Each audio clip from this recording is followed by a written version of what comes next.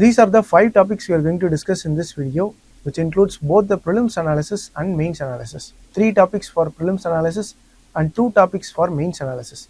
We are going to post only single video every day for current affairs. So from now on, we will upload a new video for current affairs every day at 8:30 in the morning on our YouTube channel.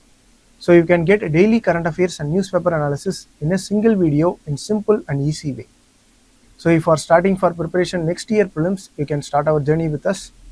Don't forget to subscribe and press the bell icon so you can never miss the video. So let's prepare together every day at 8:30 AM sharply. Shankar IAS Academy is conducting All India UPSC mock test for this year prelims. Interested aspirants can enroll in it and use it. Now look at this news. There is a recent drop in snow cover in Hindu Kush Himalayan region. This drop in snow cover is very low in last 23 years. So this is an alarming change because it affects both people and environment in Asia. So in this context, let us discuss about the importance of Hindu Kush Himalayan mountain system and why this alarming rate of decrease in snow cover in this mountain system is important.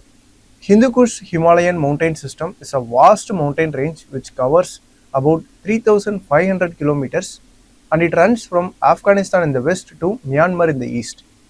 So this spans across 8 countries: Afghanistan, Pakistan, India, Bhutan, Nepal, China, Bangladesh and Myanmar. So these are the 8 countries through which this mountain system passes, and it is one of the most complex and extensive mountain system in the world.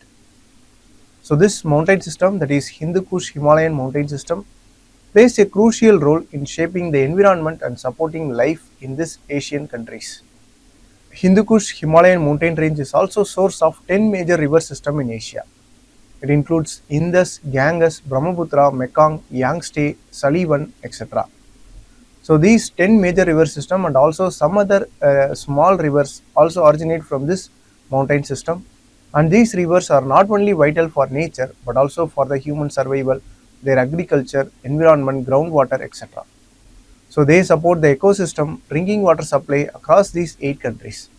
So because of this Hindu Kush Himalayan mountain system is often referred to as the water tower of Asia. Now look at this map here. You can see the Hindu Kush Himalayan mountain ranges which is in dark shade, which covers Pakistan, Afghanistan, India, Nepal, China's Tibet, Bhutan, Myanmar and India. So majorly the 10 river system which gives lifeline for these 8 countries originate from this mountain ranges only. So about 200 million people live in this mountain regions of Hindu Kush Himalayan mountain system, and they depend directly on the natural resources of this mountain ranges. It provides water supply to more than 2 billion people, which is roughly 1/4 of the world's population. So now the snow cover in this mountain system is alarmingly decreasing, and this is a threat to more than 2 billion people of these countries. So this makes this region critically important for water security, foods production and also livelihood across the countries of Asia. A large part of this Hindu Kush Himalayan mountain system's water is stored in cryosphere. Here cryosphere means the snow cover, the glaciers, glacial lakes and permafrost. So these include the cryosphere region, and the most of the water in this mountain ranges are stored in the cryosphere and they are released slowly to the rivers and the lakes. So this frozen water system acts like a natural water storage system. So they slowly release the water throughout the year. So the water is available to these countries throughout the year. This is especially important during the dry seasons when the rainfall is low. Even when the rainfall is low, these cryosphere system releases the water into river, so making the water available throughout the year. Besides storing the water, this cryosphere also plays important role in biodiversity, stabilizing the mountain system and recharging the groundwater. But now this cryosphere is at risk. The snow cover is decreasing and the snow cover as a total surface area is also decreasing. Look at the data here. The snow cover in Hindu Kush Himalayan ranges changes with the season. In winter there will be more snow cover, that is from 9 lakh to 1 million square kilometer. In summer it will be up to 3 lakh to 4 lakh kilometers approximately. And this seasonal snow is crucial for feeding the rivers and supporting agriculture and maintaining the groundwater level. But the recent studies conducted by International Center for Integrated Mountain Development, that is ICIMOD, The studies from this finding have shown that there is an alarming rate of change in snow cover recently.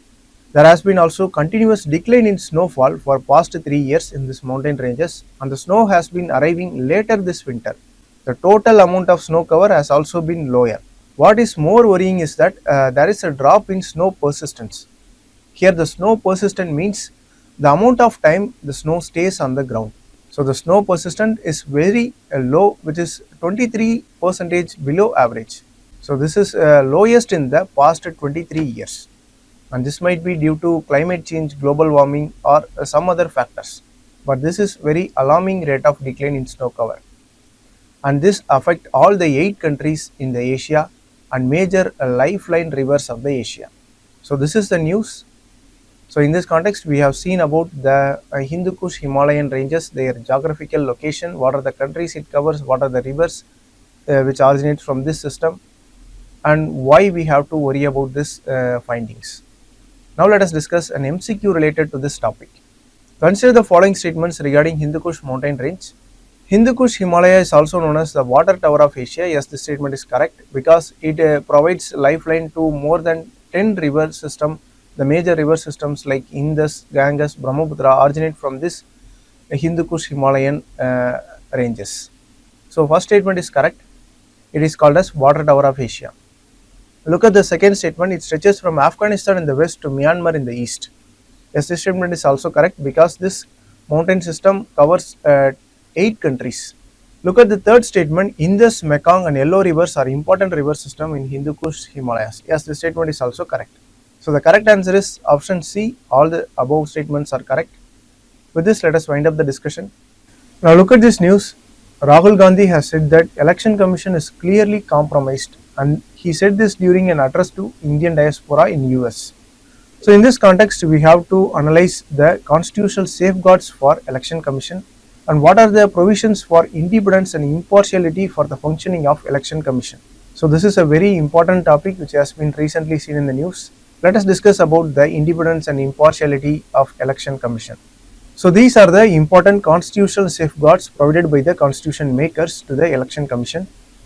Since the Election Commission has to be a free and independent body, only then the elections will be fair and free. So this will ensure the right to equality.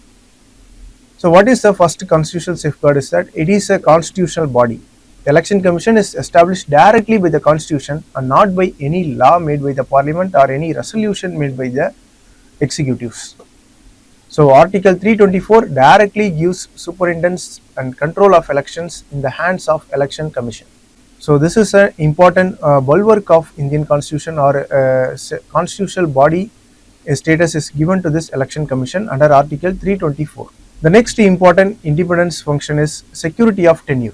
The Chief Election Commissioner cannot be removed from office except in the same manner as the grounds of Supreme Court judge. So he can be removed only after the resolution made in the Parliament and has to be agreed by the special majority of the both houses. So he can be removed only on the same ground as that of Supreme Court judge. So this protects the Chief Election Commissioner from arbitrary removal by executives. So this security of tenure is another major important independence or impartiality function guarded by the Constitution. The next one is conditions of service. The conditions of service of Chief Election Commissioner or other election commissioners cannot be varied to their disadvantages. So once after they are appointed as Election Commissioner, their conditions of service cannot be altered to their disadvantage. So this is also given under Article 324. The next one is independence from executive control. See, the Election Commission is not answerable to executives or any ministry. It operates autonomously and reports only to the President and directly to the President. So this is another major independence provision for the Election Commission. The next important provision is the fixed tenure. Even though the Constitution does not specify any fixed tenure, the service conditions are determined by the parliamentary law, and the Parliament has enacted a law regarding this in 1991. And currently, the Chief Election Commissioner and Election Commissioners have a term of 6 years or until they attain the age of 65 years, whichever is earlier. So they have a fixed tenure and cannot be removed at any time by the executives. So this is another important constitutional safeguard. The next one is equal status to election commissioners. all the election commissioners, including the chief election commissioner, enjoy equal powers and salary. So they have equal say in decision making, and this ensures a collective functioning and also prevents a dominance by any one election commissioner. So the equal status given to election commissioners in decision making is also an important independence function given to election commission. So these are some of the constitutional safeguards or legal safeguards given for election commission to function independently and impartially. Now let us discuss an MCQ. Which of the following statements regarding the constitutional safeguards of Election Commission of India are correct? Look at the first statement. The Chief Election Commissioner can be removed by President on the advice of Council of Ministers. This statement is incorrect because the election commissioners can be removed only by the Parliament after a resolution. Look at the second statement. The conditions of service of Chief Election Commissioner cannot be altered to their disadvantage after appointment. Yes, this statement is correct. Election commissioners have equal powers and status as a Chief Election Commissioner. This statement is also correct. So the correct answer is option B, 2 and 3 only. With this, let us wind up the discussion. Now look at this news. Gujarat is going to conduct 2025 Asiatic lion census from May 10.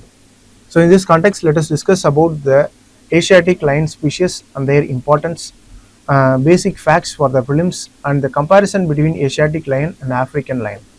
Asiatic lion, scientifically known as Panthera leoparcia, it is a unique and endangered species of lion which is found only in India. In IUCN Red List, it is listed as endangered, and this species is found only in India, especially in Gujarat state in Saurashtra region. The African lion is found across several countries in Africa, but Asiatic lion has a very limited distribution. So this makes India the only country in the world where these Asiatic lions are found in the wild. These lions prefer the deciduous forest, thorn, scrub and savanna ecosystem, and these lions are smaller than African lions.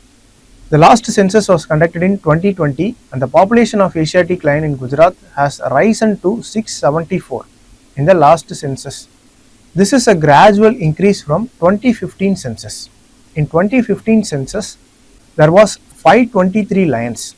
So there is a gradual increase in the population of lion in 2020, and now this 2025 census is going to happen next month.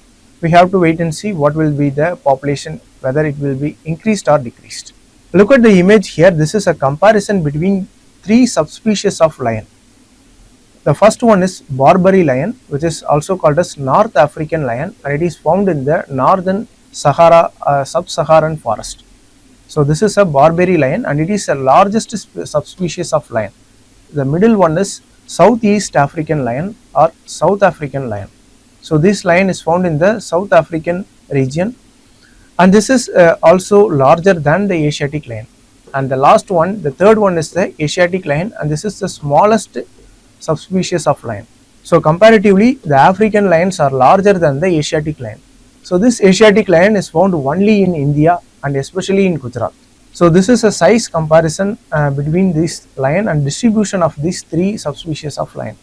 To protect the Asiatic lion species, Government of India has launched the Project Lion in 2020. And this Project Lion aims to conserve the lion species by focusing on the habitat management and also the mitigation of human-lion conflict. In addition to this, the Asiatic lion reintroduction project was also proposed. So the Asiatic lions from Gujarat are proposed to transfer to the Kuno Palpar Wildlife Sanctuary in Madhya Pradesh, but this relocation plan has faced many delays due to ecological concerns. There are many threats which are affecting the Asiatic lion population. The biggest threat is inbreeding. This inbreeding due to limited gene pool in single geographical area has reduced the population of this Asiatic lion species. The next one is human-wildlife conflict. So this is especially because lions move outside of the protected areas and encroach upon the livelihood of local communities or enter into the local villages.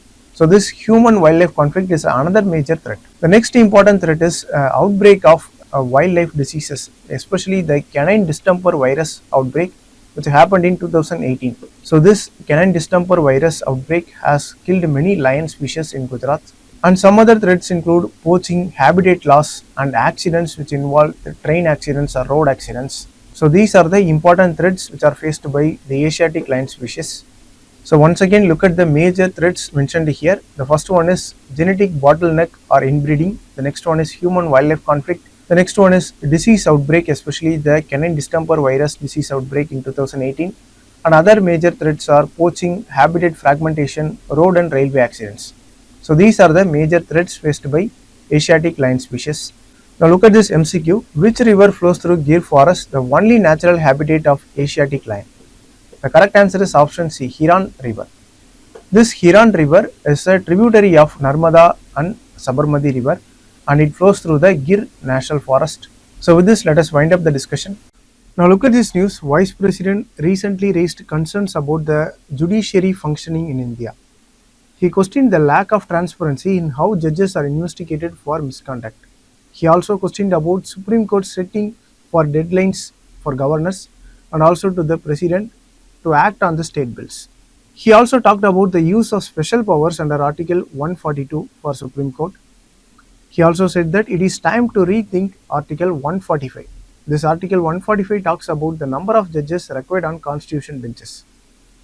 So these are some of the discussions which have recently sparked about the Supreme Court and the accountability of judiciary in India. In this context, let us discuss about the role of judiciary and what are the challenges and way forward. In India, judiciary is independent and acts as a guardian of constitution. It is not answerable to parliament or the people directly through elections. Its main job is to protect the constitution, ensure the rule of law is followed, and safeguard the fundamental rights of people. India follows a balanced system, not like a full parliamentary supremacy like in UK or a complete judicial supremacy like in US. We have a balanced system. Our constitution ensures all three organs of the government, that is judiciary, executive and legislature, work within their limits. Now, Vice President recently has pointed out several problems with our judiciary. First, there is no clear process to investigate judges if they are accused of misconduct. Second, the Supreme Court recently reviewed the governors and president to act on the state bills within specific time frame. And this feels like it is a stretch of judicial power and judicial overreach. Third, since judges are not elected, there is a concern of lack of accountability. Also, with Supreme Court now having 34 judges, there is a concern about Article 145.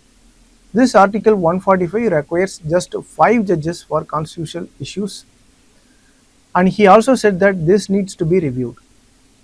Lastly, Vice President criticized how Article 142, which is sometimes used to go beyond the laws made by legislature. So he overall raised fears about judicial overreach by the Indian judiciary. So these are some of the issues raised by Vice President recently.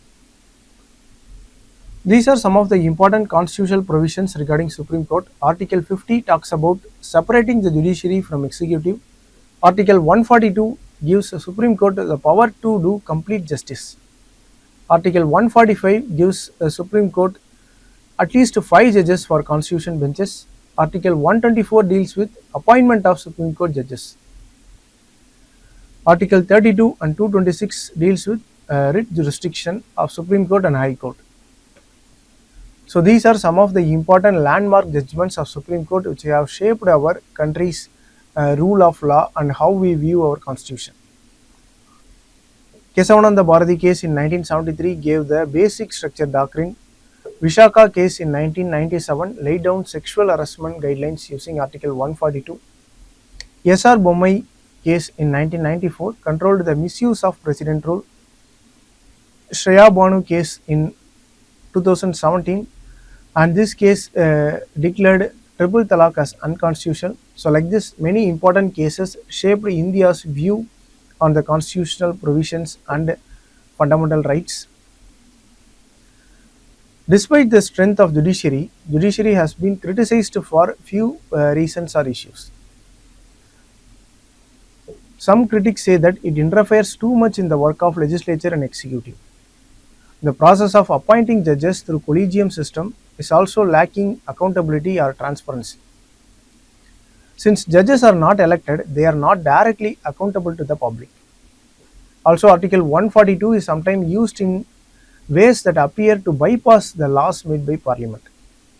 So this raises a concern about the judicial overreach. Even though courts take up some important issues, justice is often delayed because of huge backlog of cases. So these are some of the important criticisms laid on Indian judiciary. But still, judiciary plays a key role in maintaining the democracy and ensuring the rule of law.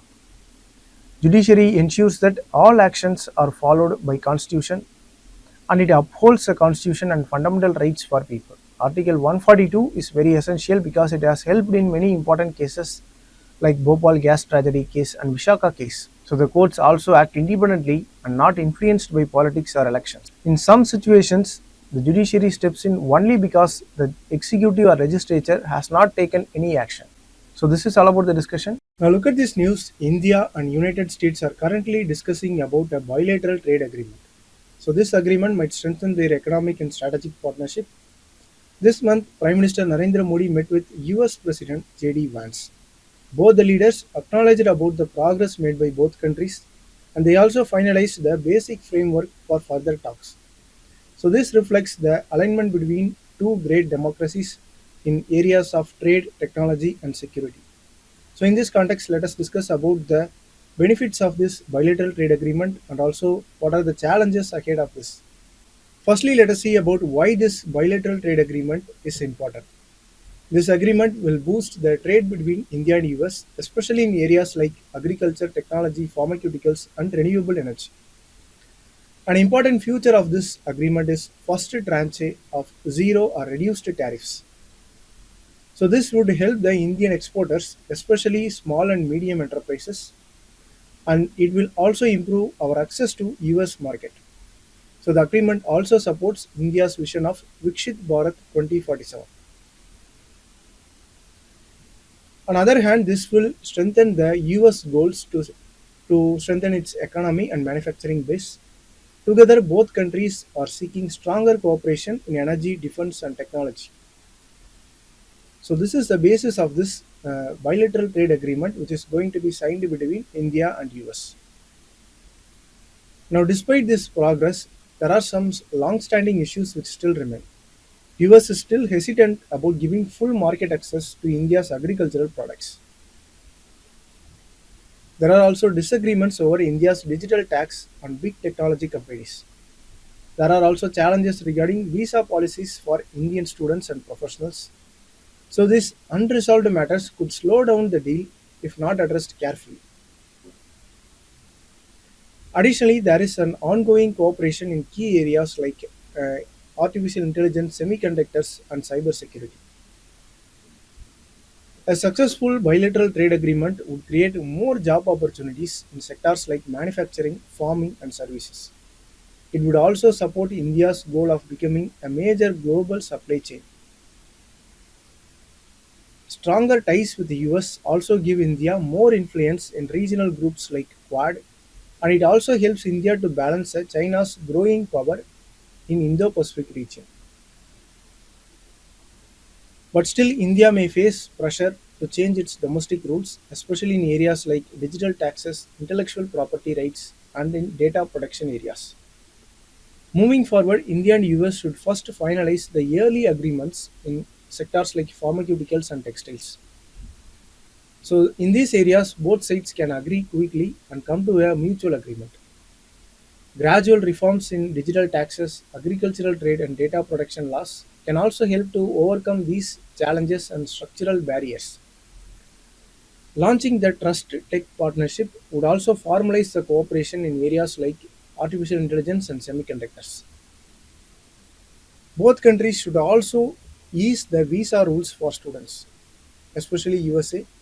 The collaboration under Indo-Pacific Economic Framework can also help to secure and diversify the supply chains.